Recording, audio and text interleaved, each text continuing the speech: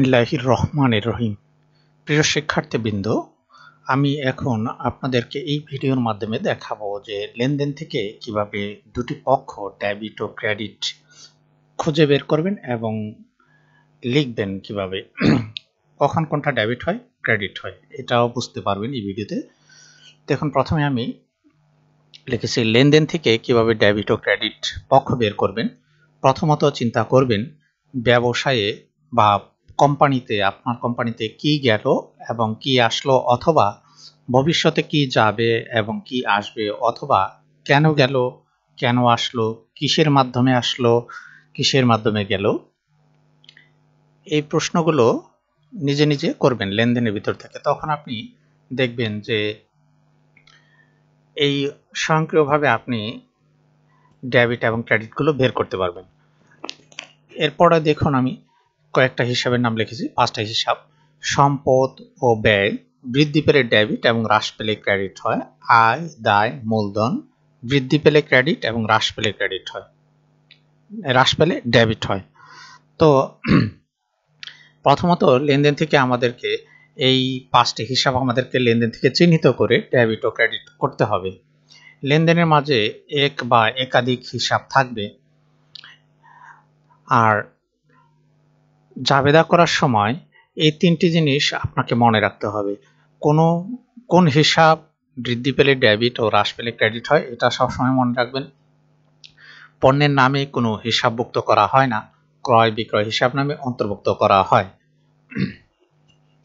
সম্পদ ক্রয় করা হলে অথবা বিক্রয় করা হলে সম্পদ নামেই হিসাবভুক্ত করতে হবে, এবং সম্পদ কেনার সময় পরিবহন, সংস্থাপন ব্যয় এবং মজুরি ও সম্পদের সাথে যোগ করতে হবে। অর্থাৎ সম্পদ কেনার জন্য এবং সম্পদের কোনো মেরামত জাতীয় খরচ সম্পদের নামেই ডেবিট করতে হবে, অর্থাৎ ওই জিনিসটা হচ্ছে সম্পদের মূল্য বৃদ্ধি করে দেখানো হয়। চলুন আমরা কিছু উদাহরণস্বরূপ দেখি যে কিছু জাবেদা।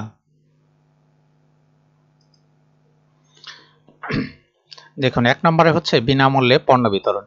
এখানে কিন্তু উল্লেখ নাই যে পণ্য বিতরণটা কি উদ্দেশ্যে করা হয়েছে। যদি এরকম কোনো কিছু উল্লেখ না থাকে তখন আমরা ধরে নিব যে বিজ্ঞাপনের উদ্দেশ্যে কোম্পানি থেকে এই পণ্যগুলো বিতরণ করা হয়েছে। অতএব এখানে দেখুন কি গেল এই লেনদেন দ্বারা। আপনার পণ্য চলে গেছে, আপনি কোনো কিছু পান নাই, টাকা পান নাই, তাই না? কিন্তু এই পণ্য চলে গেছে, আবার কিসের মাধ্যমে চলে গেছে? বিজ্ঞাপনের মাধ্যমে চলে গেছে। বিজ্ঞাপন একটি খরচ, অতএব এখানে খরচ বৃদ্ধি পেয়েছে বা ব্যয় হিসাব বৃদ্ধি পেয়েছে, অতএব বিজ্ঞাপন হিসাব ডেবিট করা হয়েছে। এবং পণ্যের নামে আমরা কোনো হিসাবভুক্ত করি না। পণ্য যেহেতু একবার ক্রয় করার সময় আমাদের খরচটা বৃদ্ধি পেয়েছিল, এখন আবার পণ্যটা চলে যাওয়ায় আমাদের ব্যয়টা হ্রাস পেয়েছে, অতএব ক্রয় হিসাব হচ্ছে ব্যয় জাতীয় হিসাব। এখানে ব্যয় হ্রাস পাওয়াতে ক্রয় হিসাব ক্রেডিট করা হয়েছে। 2 নম্বর দেখুন, দেনাদারের টাকা ব্যাংক চেকের মাধ্যমে পাওয়া গেল। এই ব্যাংক চেকের মাধ্যমে পাওয়া গেল বলতে চেকটা কিন্তু ওই দেনাদার আপনার ব্যাংক অ্যাকাউন্টে ব্যাংকে গিয়ে জমা দেয়নি, আপনার কাছে দিয়েছে, অতএব চেক পাওয়া মানে নগদ টাকার শামিল।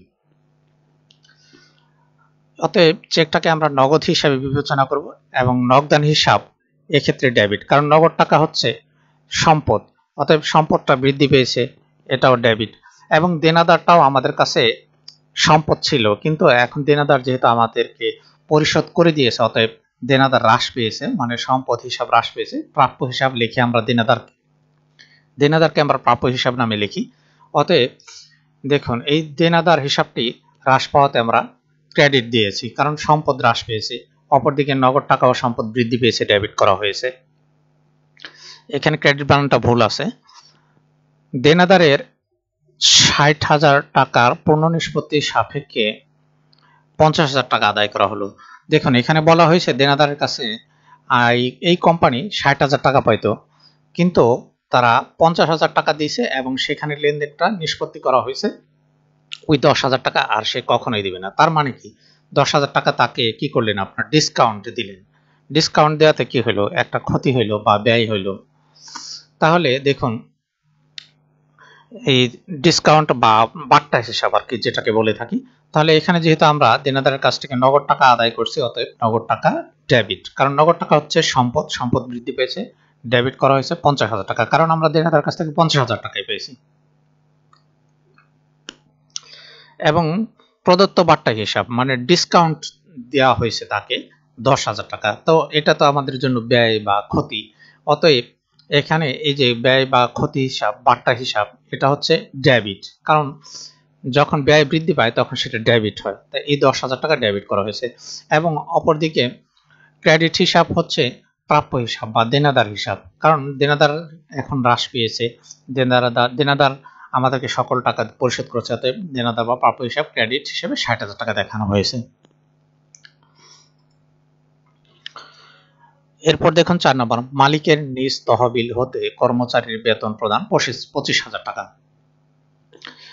মালিকের নিজের পকেট থেকে কর্মচারীর বেতন দিচ্ছে, তার মানে হচ্ছে কি ব্যবসায়ী যে প্রতিষ্ঠানের যে কর্মী ছিল সেই বেতনটা তার নিজের তহবিল হতে দিয়েছে, অতএব তিনি তো আর মালিক কর্তৃপক্ষ ব্যবসায়ের জন্য যা দিবেন অথবা যা নেবেন সবগুলো হিসাবভুক্ত করতে হবে। যেহেতু তিনি টাকাটা ব্যবসায়ের পক্ষ থেকে দিয়েছেন, সরাসরি না দিলেও কর্মীদেরকে বেতন দিয়েছেন, অতএব ওই টাকাটা হচ্ছে ব্যবসায়ের মূলধন হিসেবে যোগ হবে, অতএব মূলধন বৃদ্ধি পেয়েছে, মূলধন হিসাব ক্রেডিট। এবং এই যে বেতনটা দেওয়া হয়েছে বেতন এক প্রকার খরচ, খরচ যেহেতু বৃদ্ধি পেয়েছে তাই বেতন হিসাব ডেবিট করা হয়েছে। এরপর দেখুন 5 নম্বর, দেনাদারের টাকা সরাসরি ব্যাংক হিসেবে চেকের মাধ্যমে পাওয়া গেল। ব্যাংকে কিন্তু সরাসরি টাকাটা জমা দিয়ে দিছে আমাদের অ্যাকাউন্টে এই দেনাদার, অতএব ব্যাংক হিসাব ডেবিট এবং প্রাপ্য হিসাব ক্রেডিট।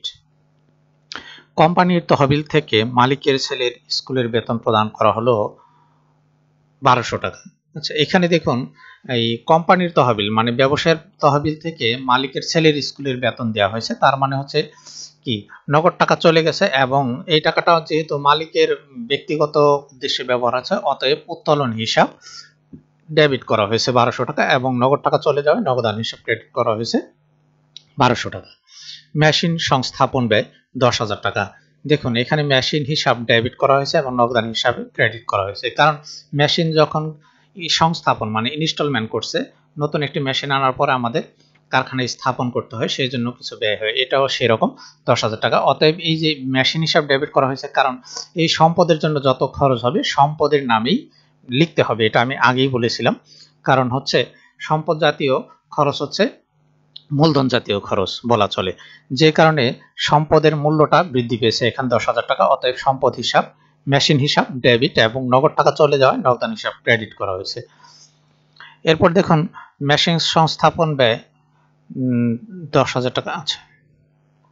9 নম্বরটা দেখুন যে বাড়ি ভাড়া প্রদান 30,000 টাকা, যার 1/3 মালিক নিজে বসবাস করেন, তার মানে যে বাড়ি ভাড়া প্রদান করা হয়েছে এটা অফিসের প্রয়োজনীয় ব্যবহার করা হয় এবং বাড়িটা মালিকের প্রয়োজনে ব্যবহার করা হয়।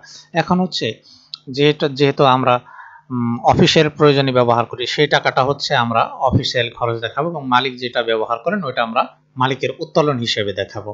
দেখুন 1/3 বলতে 3/1 মানে মালিক ব্যবহার করে 3/1 অংশ, আর বাকিটা হচ্ছে কারখানা বা অফিসের প্রয়োজনে ব্যবহার হয় কোম্পানির জন্য। তাহলে ভাড়া হিসাব ডেবিট 20,000 টাকা। এই ভাড়াটা হচ্ছে কি নামে লিখলাম যে এটা হচ্ছে আমার কোম্পানির খরচ, ভাড়া হিসাব, ভাড়া বৃদ্ধি পেয়েছে 20,000 টাকা, অতএব ভাড়া ব্যয় হিসাব ডেবিট করা হয়েছে এবং 10,000 টাকা উত্তোলন হিসাব ডেবিট 10,000 টাকা লেখা হয়েছে, কারণ এই 10,000 টাকা মালিক তার ব্যক্তিগত প্রয়োজনে ব্যবহার করেছেন, মানে কোম্পানির কাছ থেকে নিয়েছেন আমরা ধরে নিলাম, এই জন্য উত্তোলন হিসাব লেখা হয়েছে এবং নগদ টাকা চলে গেছে, নগদান হিসাব ক্রেডিট করা হয়েছে 30,000 টাকা।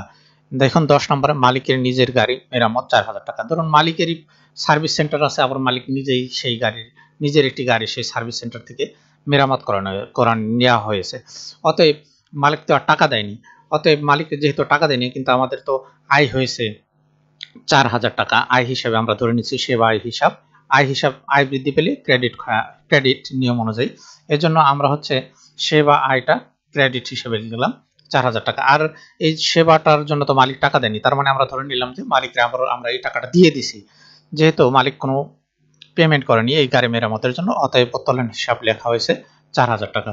ধন্যবাদ সবাইকে ভিডিওটি দেখার জন্য। আল্লাহ হাফেজ।